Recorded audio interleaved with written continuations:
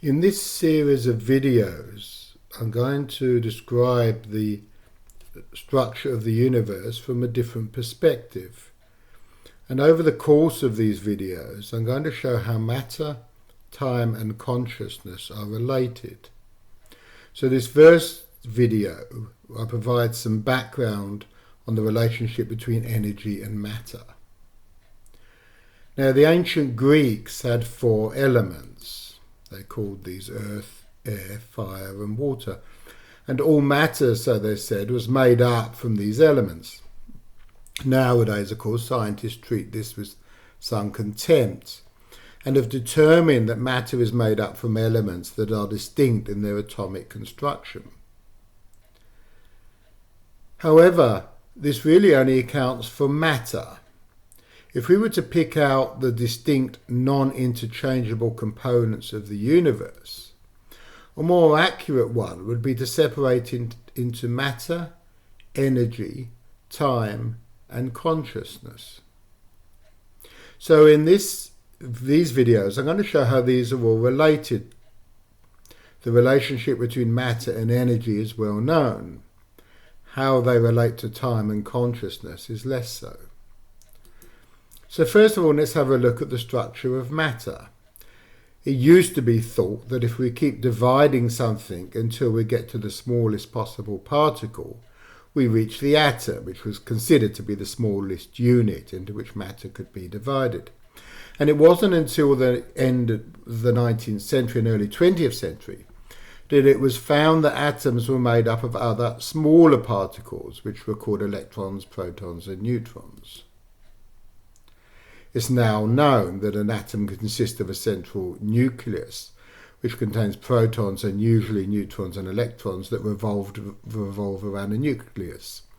The hydrogen atom has 1 proton and 1 electron, and the carbon atom has 6 protons, 6 electrons and 6 neutrons, for instance.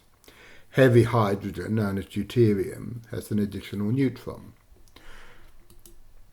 So these elements are often illustrated by the periodic table, which groups them according to the number of protons and electrons they have in the atom. The number of electrons and protons are always the same because the positive charge of the protons cancels out the negative charge of the electrons. So when we're considering these particles, the average person is probably thinking of things. Matter chopped into very small pieces. These particles aren't like that.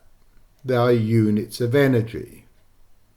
All matter is made up of energy, and as we shall see later, these particles are not discrete units, but are energy clouds, or to be more precise, probability clouds. So when we place 2 solid objects together, there comes a point where one object will stop the other. We can push them together so far, but then there's a resistance. If we attempt to push a rubber sole into the ground, for instance, there becomes a point where they're pushed as tight as they would go. There's a strict boundary where the rubber ends and the ground begins. Actually, if we could magnify the boundary sufficiently, we would see that there's a gap between the two. The energy cloud around the atoms of the ground are repelling the energy cloud around the atoms of the rubber sole, preventing the two from moving closer together. To understand how matter is really energy, imagine you have 2 magnets. Nowadays you can get very strong magnets made up of what are called rare earth elements. Each magnet has a north and a south pole, and it's an attribute of magnets that opposite poles attract and like poles repel.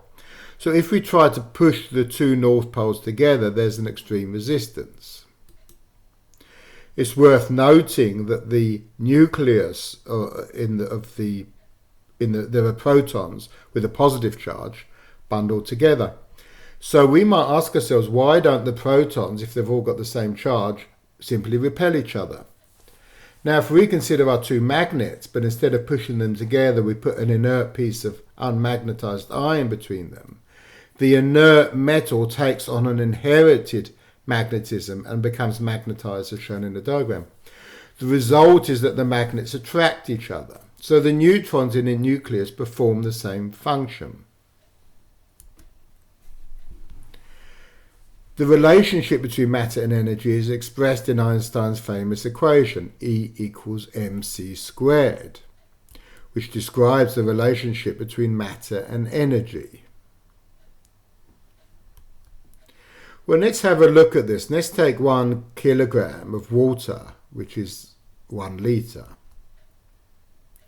And if we take E to be joules, which is a unit of energy, M to be grams, and C the speed of light, then in this example we get this formula.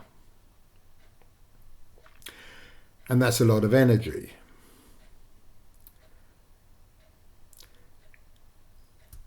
Now this describes the relationship between matter and energy. The relationship between matter and time is much less obvious. They appear to be completely separate things. We do get a clue, however, in Einstein's formula, as one of the components is c, the speed of light.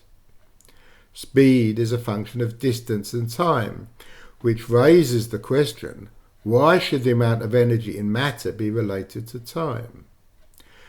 So in order to understand that, we have to understand the concept of dimensions, which we're going to go through in the next video.